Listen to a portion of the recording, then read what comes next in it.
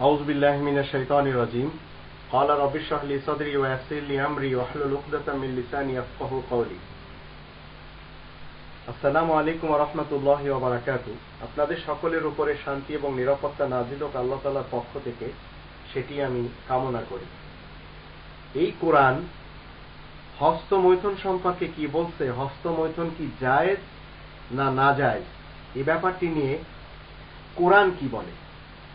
তো কোরআনের ভিতরে যদি আমরা দেখি 23 নম্বর সূরা মুমিনুন এর প্রথম আয়াত এবং 5 নম্বর আয়াত আর 6 আর 7 নম্বর আয়াতে আমরা দেখতে পাই আল্লাহ বলেন কদ আফলাল মুমিনুন, নাজাত পাবে সে তো মুমিনরাই। গ্যারান্টি দেওয়া হচ্ছে মুমিনদের নাজাতের।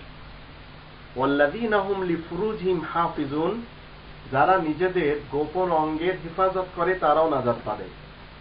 ইল্লা আলা আজওয়াজিহিম আও মা মালাকাত আইমানুহুম ফাইন্নাহুম গায়রু মালুমিন, তবে কিনা নিজেদের স্ত্রীগণ যারা তাদের ডান হাতের দখলে রয়েছে তাদের উপরে কোনো অভিযোগ আল্লাহ তাআলার নেই। কিন্তু এর পরেও যে কেউ এছাড়া অন্য কোনো উপায় খুঁজবে আল্লাহ বলছেন তারা সীমা লঙ্ঘনকারী।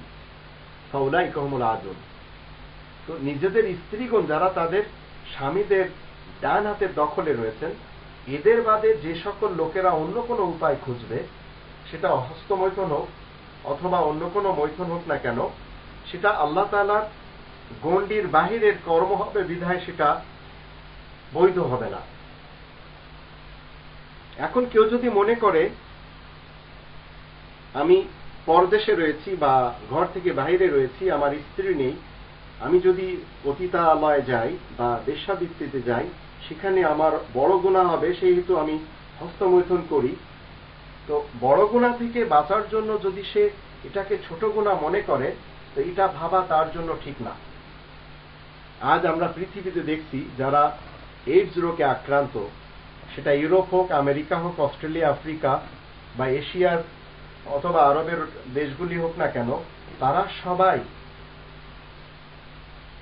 কি করছেন? ফামান ইবতাগা ওয়ারাআ যালিকা ফাউলাইকা হুমুল আদুন, তারা সবাই বৈধ সেক্সকে একপাশে রেখে অবৈধ সেক্স করে যাচ্ছেন বিধায় এই ধরনের রোগে আক্রান্ত হচ্ছেন। এছাড়া এই আয়াতগুলি থেকে অনেকে দাস প্রথা বৈধ মনে করতেন বা অতীতে মনে করে আসতেন, বর্তমান যুগে মনে করেন না। তো তাদের জানা উচিত ইসলামে দাস প্রথা কখনো ছিল না, আর এটা বৈধ কোনো পথ না। তো হস্তমৈথুন আল্লাহ তাআলার আয়াতের দৃষ্টিতে অবৈধ, এটা কোনো কালে করা যাবে না। তাই আপনি আমি যদি দূর দেশে থাকি, সে দেশের আইন মতে যদি আমরা স্ত্রীদেরকে নিয়ে যেতে পারি তাহলে আমাদের নিয়ে যাওয়া উচিত। আর তা যদি না হয় তাহলে স্ত্রীদের কাছ থেকে সময় চেয়ে নিয়ে দূর দেশে থাকা উচিত। কারণ স্বামী স্ত্রীর আসল উদ্দেশ্য হল বৈধভাবে সেক্স করা এবং যৌন মিলন করা।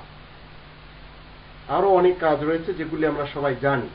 তো আল্লাহ রাব্বুল আলামিনের কোরআনের এই আয়াতগুলির দৃষ্টিতে হস্তমৈথুন করা বৈধ হবে না। আল্লাহ আমাদের সবাইকে তৌফিক দান করুন, আমরা যেন কোরআনের নিয়ম নীতিতে চলতে পারি। ওমা আলাইনা ইল্লাল বালাগুল মুবিন।